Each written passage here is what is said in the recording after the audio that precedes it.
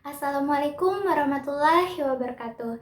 Bertemu lagi dengan Ibu pada pembelajaran kimia hari ini. Nah, selamat siang anak-anak. Bagaimana kabar kalian hari ini? Ibu harap kita semua selalu diberikan kesehatan ya. Dan jangan lupa untuk terus menerapkan protokol kesehatan, yaitu selalu menjaga jarak, menjaga kebersihan tangan, memakai masker, dan menerapkan etika pada saat bersin dan batuk. Oke, pada pertemuan sebelumnya kalian sudah mempelajari tentang ikatan ion, di mana terjadinya serah terima elektron antar atom-atom yang berikatan untuk mencapai kestabilan seperti konfigurasi gas mulia, yaitu ada aturan oktet dan aturan duplet. Nah, sekarang coba kalian perhatikan gambar di samping ibu terlebih dahulu. Pastinya kalian pernah bukan saling meminjamkan barang kalian kepada teman ataupun saudara supaya bisa mengerjakan sesuatu dengan mudah. Artinya di sini terjadi penggunaan bersama dari barang-barang tersebut. Begitu juga dengan unsur-unsur yang terdapat di alam. Unsur-unsur cenderung akan mencapai kestabilannya dengan cara penggunaan bersama pasangan elektron dan membentuk suatu ikatan yang dinamakan ikatan kovalen. Apa itu ikatan kovalen? Nah, akan kita bahas lebih lanjut pada pertemuan hari ini. Adapun tujuan pembelajaran kita pada hari ini yaitu kalian diharapkan dapat menjelaskan proses pembentukan ikatan kovalen tunggal, rangkap 2, dan rangkap 3, serta sifat-sifat senyawa kovalen. Nah, kalian diharapkan pula dapat menunjukkan struktur Lewis yang menggambarkan ikatan kovalen koordinasi dari suatu senyawa. Jadi, materi yang akan kita bahas pada hari ini yaitu mengenai ikatan kovalen dan ikatan koordinasi. Sebelumnya, Ibu ingin kalian menyimak video berikut terlebih dahulu. Simak baik-baik ya.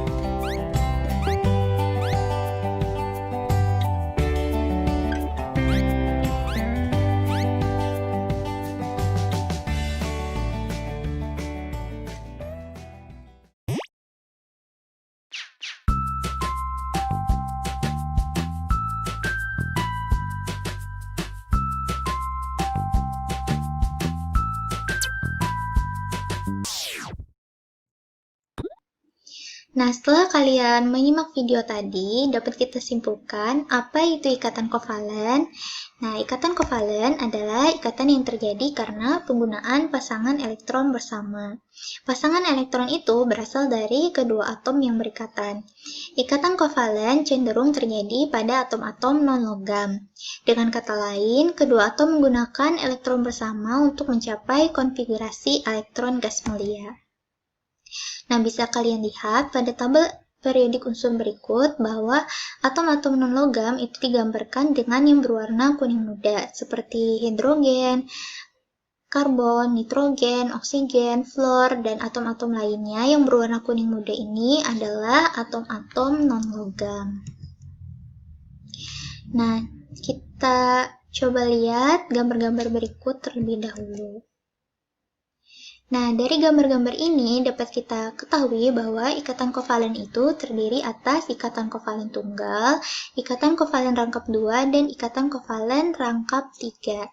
Jadi yang akan kita bahas pertama kali yaitu mengenai ikatan kovalen tunggal. Nah, dalam ikatan kovalen, sepasang elektron yang digunakan untuk berikatan itu dinamakan pasangan elektron ikatan atau PEI. Sedangkan pasangan elektron pada kulit terluar yang tidak terlibat dalam ikatan disebut dengan pasangan elektron bebas atau PEB. Dalam ikatan kovalen tunggal sendiri itu melibatkan sepasang elektron yang digunakan bersama-sama atau satu pasang elektron ikatan. Nah, untuk memahami pembentukan ikatan kovalen tunggal, mari kita perhatikan terlebih dahulu pembentukan ikatan kovalen pada molekul H2. Nah, molekul H2 ini terbentuk dari dua atom H, di mana setiap atom H itu memiliki satu elektron. Nih, seperti ini.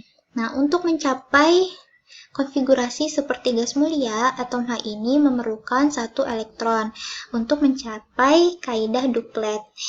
Nah, karena mempunyai daya tarik elektron yang sama, antara kedua atom H ini tidak mungkin terjadi serah terima elektron. Oleh karena itu, kedua atom H ini memasangkan elektronnya. Nah, masing-masing atom H ini akan menyumbangkan satu elektron untuk dijadikan milik bersama. Sepasang elektron itu ditarik oleh kedua inti atom hidrogen hingga kedua atom berikatan dan membentuk molekul H2. Nah, penulisan ini dapat disederhanakan dengan mengganti sepasang elektron yang digunakan untuk berikatan dengan sepotong garis dan menghilangkan semua elektron yang tidak digunakan untuk berikatan. Karena ini ikatan kovalen tunggal, jadi hanya ada satu elektron ikatan. Makanya di sini digambarkan dengan hanya ada satu garis di antara kedua atom H yang berikatan. Nah, dengan demikian, rumus bangun dari molekul H2 dapat dituliskan seperti ini. Nah, selanjutnya kita akan membahas ikatan kovalen rangkap 2. Ikatan kovalen rangkap 2 yaitu ikatan kovalen yang memiliki dua pasang PEI atau pasangan elektron ikatan. Nah, coba kita perhatikan terlebih dahulu pembentukan ikatan kovalen pada molekul O2. Nah, konfigurasi elektron dari atom oksigen ini yaitu 2, 6. Nah, dari sini kita bisa mengetahui bahwa atom oksigen mempunyai 6 elektron di kulit paling luarnya, atau elektron valensinya itu 6. Nah, untuk dapat mempunyai susunan oktet, atom oksigen ini harus menerima 2 elektron dari atom lain. Masing-masing atom oksigen akan mempunyai susunan oktet apabila terjadi ikatan rangkap pada molekul O2. Hal ini dikarenakan oleh adanya dua pasang elektron yang digunakan secara bersama-sama. Ini bisa kalian lihat. Di sini terjadi pemakaian bersama-sama dua pasang elektronnya. Nah, kenapa digunakan secara bersama-sama? Karena jika hanya salah satu atom oksigen saja yang menerima dua elektron, maka hanya salah satu dari atom-atom oksigen tersebut sajalah yang mencapai kestabilan, sedangkan yang lainnya tidak. Nah, maka dari itu, atom-atom oksigen ini menggunakan secara bersama-sama dua pasang elektronnya agar mencapai suatu kestabilan dan membentuk molekul O2. Nah, seperti yang dijelaskan sebelumnya bahwa penulisan pasangan elektron ikatan ini dapat disederhanakan menjadi garis. Karena ini ikatan kovalen rangkap 2, makanya ada dua garis di antara atom-atom oksigen yang berikatan. Jadi, dapat disimpulkan rumus bangun atau rumus struktur dari molekul O2 bisa kalian lihat seperti berikut. Baik, selanjutnya kita masuk ke ikatan kovalen rangkap 3. Ikatan kovalen rangkap 3 yaitu ikatan kovalen yang memiliki 3 pasang PEI. Nah, coba kita lihat lagi pembentukan ikatan kovalen pada molekul N2. Kita tuliskan terlebih dahulu konfigurasi elektron N-nya, yaitu 2, 5. Kita lihat bahwa satu atom N itu mempunyai 5 elektron pada kulit paling luarnya, atau elektron valensinya 5. Untuk mempunyai susunan oktet, atom N harus menerima 3 elektron dari atom lain. Masing-masing atom N akan mempunyai susunan oktet dengan membentuk ikatan kovalen rangkap 3 pada molekul N2. Hal ini dikarenakan adanya 3 pasang elektron yang digunakan bersama-sama. Nih bisa kalian lihat di sini terdapat 3 pasang elektron yang digunakan bersama-sama, sehingga atom N ini mencapai kestabilannya dan sudah sesuai dengan kaidah oktet. Rumus bangun atau rumus strukturnya bisa kalian lihat. Di sini garisnya 3 karena ikatan kovalen rangkap 3. Nah, selanjutnya kita akan membahas sifat-sifat dari senyawa kovalen. Yang pertama, senyawa kovalen sederhana cenderung memiliki titik didih rendah sehingga larutannya bersifat volatil atau mudah menguap. Nah, kekuatan ikatan kovalen lebih lemah dibandingkan ikatan ion. Pada ikatan ion terjadi gaya elektrostatik atau gaya Coulomb, sehingga pada senyawa ion diperlukan energi lebih besar untuk mengalahkan gaya tersebut. Akibatnya, senyawa ion memiliki titik didih dan titik leleh lebih tinggi daripada senyawa kovalen. Nah, senyawa ion umumnya memiliki titik didih dan titik leleh di atas 800 derajat Celcius, sedangkan senyawa kovalen memiliki titik didih di bawah 200 derajat Celcius. Nah, bisa kalian lihat pada tabel berikut ini. Nah, titik didihnya bisa kalian lihat semuanya itu di bawah 200 derajat Celcius, bahkan ada yang minus. Yang kedua sifatnya yaitu senyawanya dia berwujud padat, cair, dan gas pada temperatur kamar. Kebanyakan senyawa kovalen sederhana larut dalam pelarut polar membentuk larutan. Kemudian senyawa kovalen umumnya merupakan penghantar listrik dan panas yang jelek. Oke, selanjutnya kita akan membahas bagaimana memperkirakan jenis ikatan pada senyawa. Jenis ikatan pada senyawa dapat diperkirakan dari besarnya perbedaan keelektronegatifan tiap atom yang berikatan. Nah, masih ingatkah kalian kita pernah belajar tentang keelektronegatifan?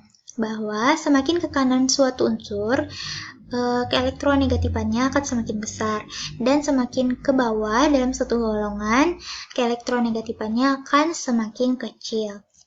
Nah, jadi jika perbedaan keelektronegatifan tiap atom yang berikatan itu sangat kecil ataupun mendekati nol, ikatan yang terbentuk adalah ikatan kovalen nonpolar. Jika perbedaan keelektronegatifan lebih besar daripada nol dan kurang dari 1,7, ikatan yang terbentuk adalah ikatan kovalen polar. Jika perbedaan keelektronegatifan lebih besar daripada 1,7, ikatan yang terbentuk adalah ikatan ion.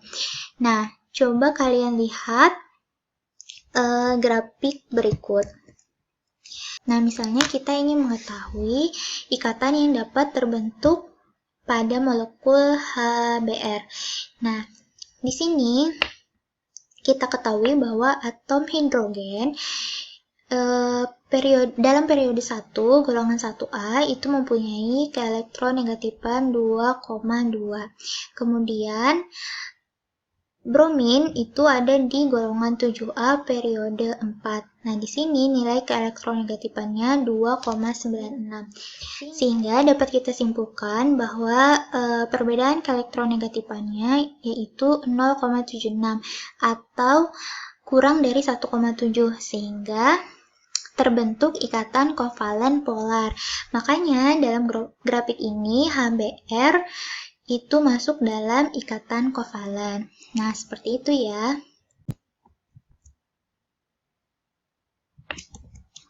Nah, kemudian kita akan membahas apa itu ikatan koordinasi. Ikatan koordinasi adalah ikatan kimia yang menggunakan pasangan elektron bersama yang berasal dari salah satu atom. Dengan kata lain, pada ikatan koordinasi ada satu atom yang berperan sebagai donor pasangan elektron dan satu atom sebagai akseptor pasangan elektron. Karena ikatan dengan penggunaan elektron bersama disebut ikatan kovalen, maka ikatan koordinasi juga disebut sebagai ikatan kovalen koordinasi. Pasangan elektron yang digunakan untuk ikatan kovalen koordinasi dapat digambarkan dengan anak panah dengan arah dari donor menuju ke akseptor pasangan elektron. Ikatan kovalen koordinasi juga disebut ikatan semipolar atau ikatan datif. Nah, contoh senyawa atau ion yang mengandung ikatan kovalen koordinasi diantaranya yaitu NH4Cl, H2SO4, dan NH4+. Untuk lebih jelasnya, perhatikan pembentukan ikatan koordinasi pada molekul NH4Cl berikut.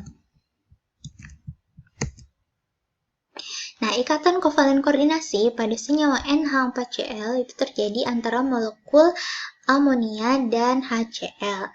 Pada larutannya, HCl terionisasi membentuk ion H+ dan Cl-. Amonia memiliki sepasang elektron bebas, sedangkan H+ dari HCl telah kehilangan elektronnya. Nah, sepasang elektron bebas dari senyawa NH3 inilah yang selanjutnya digunakan bersama untuk membentuk ikatan kovalen koordinasi. Nah, coba kalian lihat. Nah, untuk lebih jelasnya kita bahas lagi dari struktur Lewisnya ya. Nah, kita ulang bahwa N itu kan mempunyai 5 elektron valensi. Ini 1, 2, 3, 4, 5. Kemudian H itu mempunyai 1 elektron valensi. Dan Cl ini seharusnya mempunyai elektron valensi 7 ya. Jadi 1, 2, 3, 4, 5, 6, 7. Nah, kemudian antara atom-atom dalam molekul amonia ini sendiri itu sudah terjadi ikatan kovalen di mana atom-atom dalam molekul NH3 ini sudah mencapai kaidah oktet atau duplet. Nah, coba kita lihat. Antara atom N dan H ini sama-sama saling menerima pasangan elektron dan digunakan bersama untuk mencapai kestabilan. Jadi, antara atom N dan H ini terbentuk ikatan kovalen.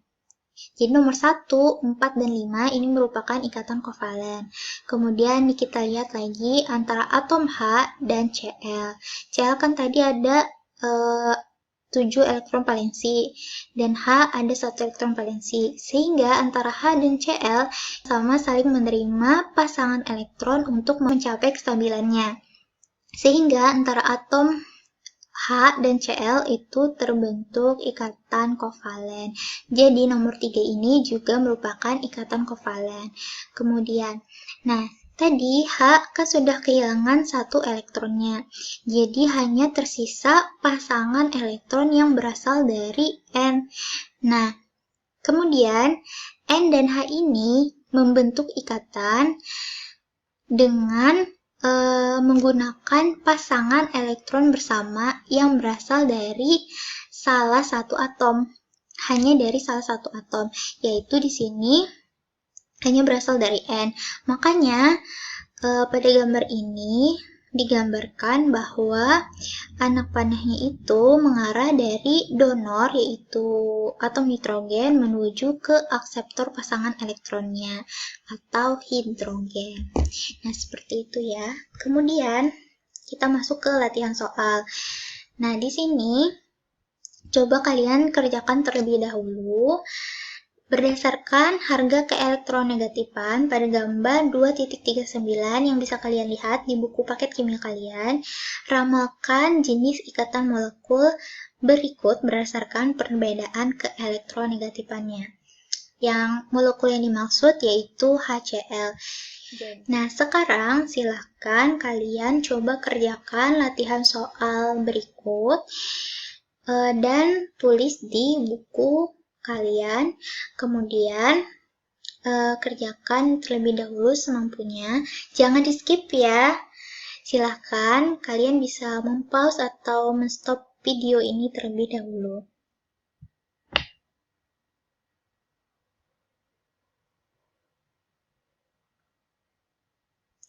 Kalau sudah mengerjakan soalnya, kita lanjut ke tugas kalian.